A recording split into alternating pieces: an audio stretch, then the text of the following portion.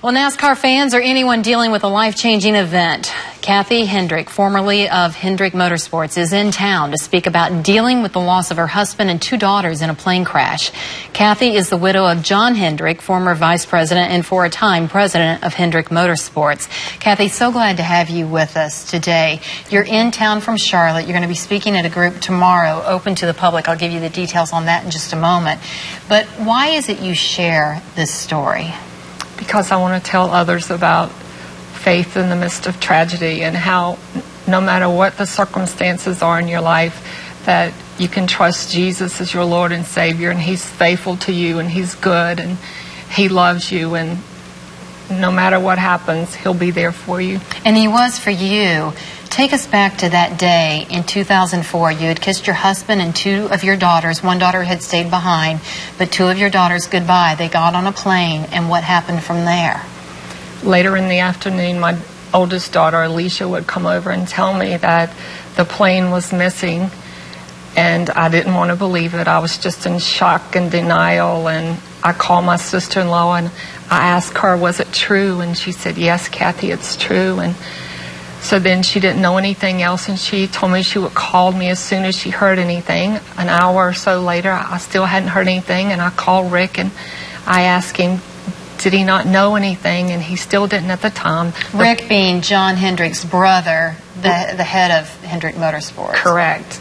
He's the car owner for the Hendrick Motorsports, and he didn't know anything except the plane had been located in a heavily wooded area, and he was going to get back to me when he found out something. And still more time passed, and I became more anxious, wanting to know information. Another hour passed, and I called him, and he told me that there were no survivors. And we have a picture of your husband then and your 2 daughters.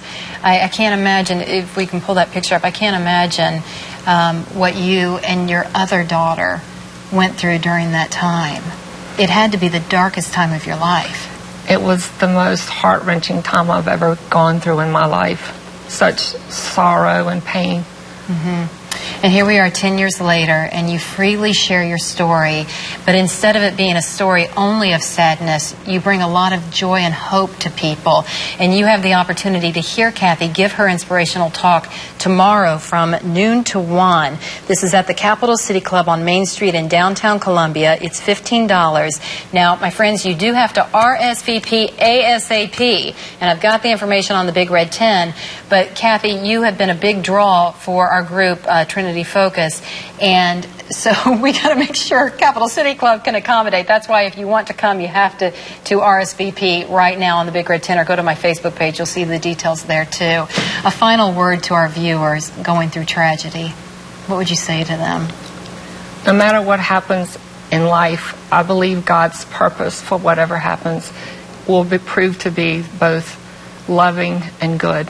We just don't understand. That's where trust comes in. That's where our faith comes in.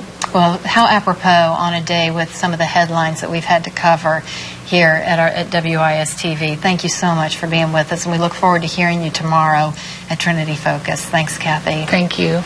We'll be right back. Stay with us.